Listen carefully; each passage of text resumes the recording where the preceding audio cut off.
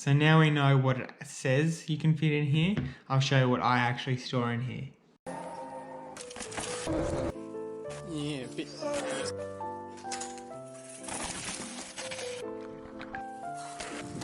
Want to stand up?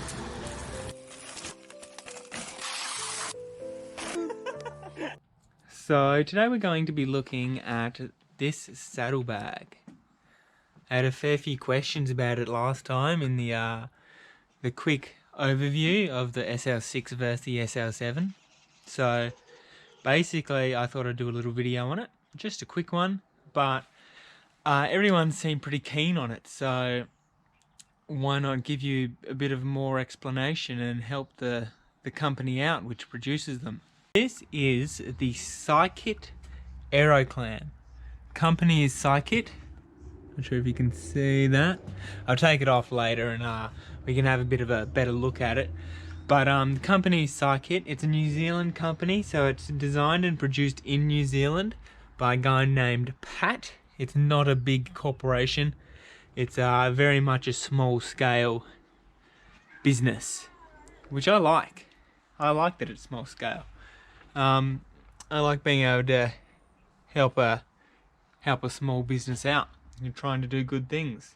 So basically what we've got here is it's plastic injection molded. So this is plastic. And then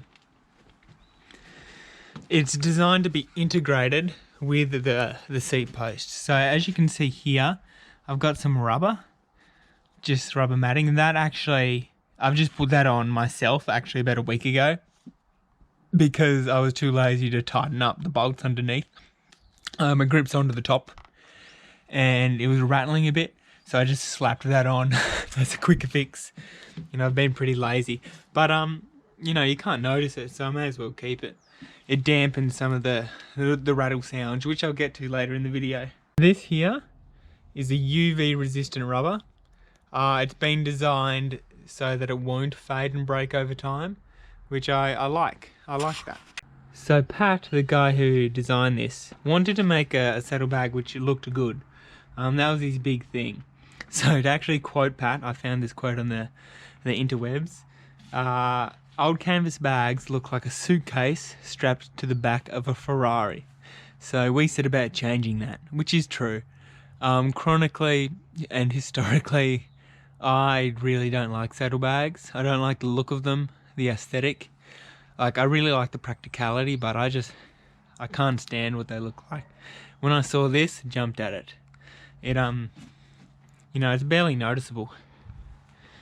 You can barely tell that it's there. So let's jump into how it actually works. So the back of it, I'll pop this off, and then we pop this side off. And we can see that I haven't cleaned it. This is the little rubber lever sort of thing. And then we just pull down and it slides down like that. So it's sort of like it's very, when they call it an Aeroclam, it's literally aerodynamic and a clam. So that's basically it. So you can get two models. So two sizes. So this bottom bit, this bottom half of the clam, there's two sorts of this. I've got the small version, and there's a larger version. I'll go into depth about them later on. And at the top of them, there's also two versions.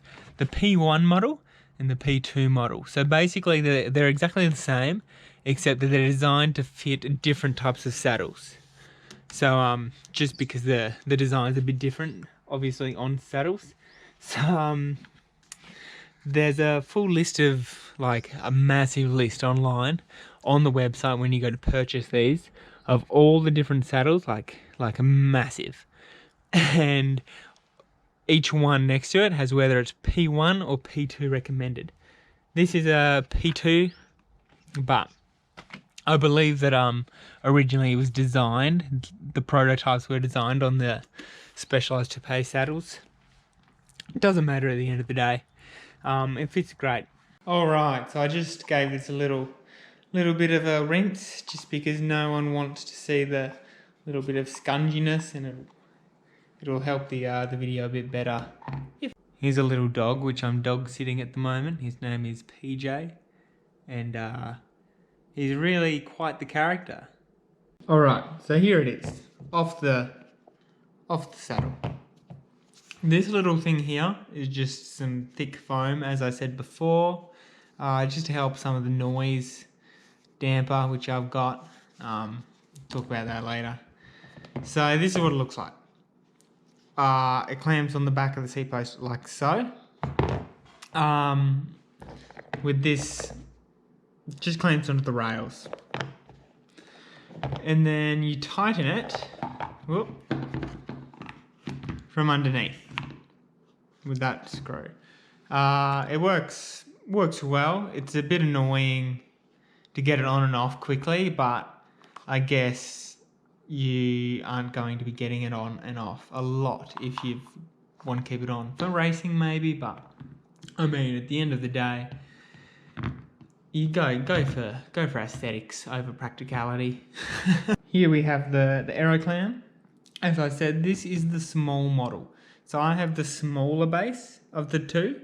There's currently a larger base, and there's also a medium base, which is currently being prototyped. I don't think at the time of me making this video you can buy it. I think it's like a Kickstarter project. But moving forward, I would get the medium base or the large base. I think the medium is ideal. The large it's literally double this. Like it's a big saddlebag. It loses its slender look a bit, but I think it still personally kills other saddlebags. I just went for the smallest one because I historically don't run saddlebags, and I thought, hey, I'll get a small one. It's a start. So the small one supposedly fits, if you do it correctly, as per the website, it can fit one tube, one canister, CO2 canister, 2 tie levers which come free with the saddlebag, and a multi-tool. Their own multi-tool, which you can buy additionally. I have that here. The large one fits 2 tubes, 2 canisters, your inflator for your canister, your 2 tie levers free, and the multi-tool as well. The small one also fits the inflator, I just forgot to say it. Now we know what it says you can fit in here. I'll show you what I actually store in here. So we've got the little Cyckit tool. So this is actually 0.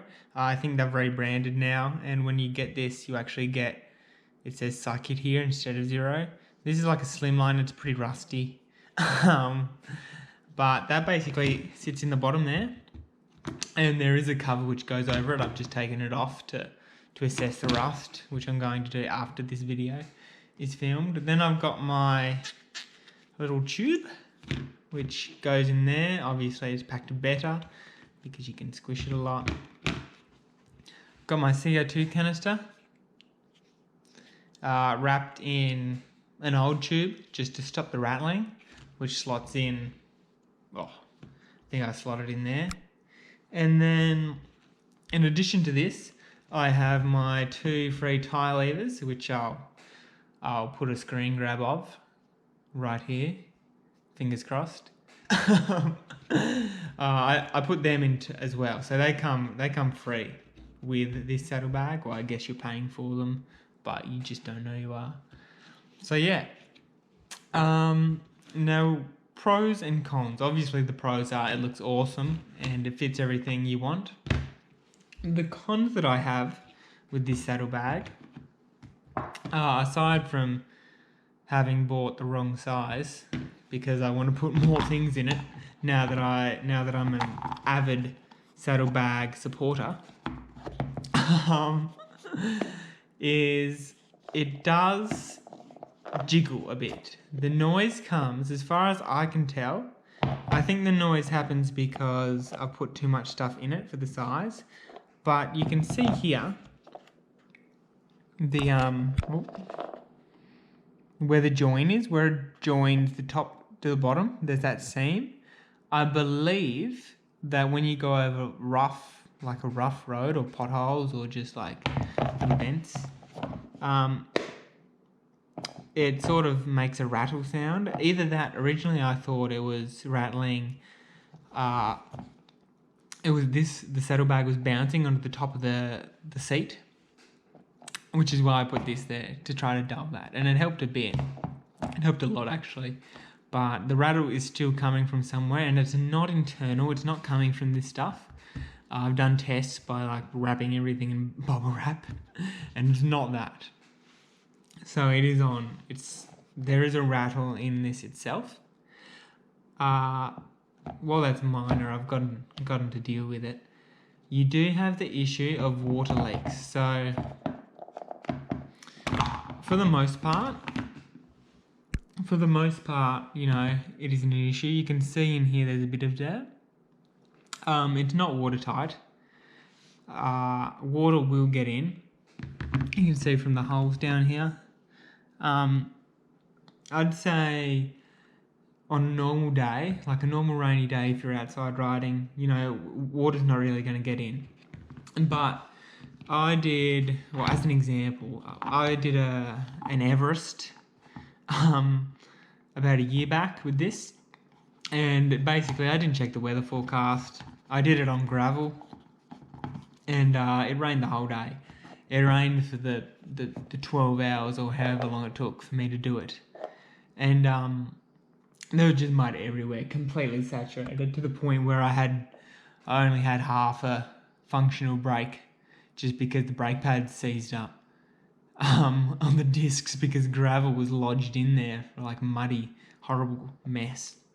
And the next day this was completely saturated. Everything inside was just terrible.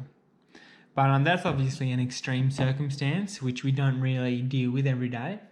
So for the most part, I'd say it's great. It's a kick-ass little bag, and really I'd recommend it to everyone. Yeah, give it a go. See what you think. I do think you should get the size up from what I did. I think the medium, which hasn't been released yet, would be ideal. But aside from that, there's nothing more I can say other than give it praise for how very unsaddlebag-like this saddlebag is. Saddlebag. Hopefully that answered all of your burning questions that you had about it from the video I did about whether you should upgrade your SL6 to the SL7. That was just a fun little video, and it turns out everyone was keen on getting to know this bag.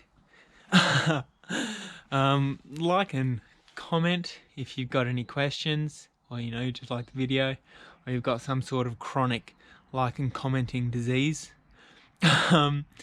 And drop a little subscription if you want to see more videos like this in the future. It's just easier that way if you subscribed. I'll see you later.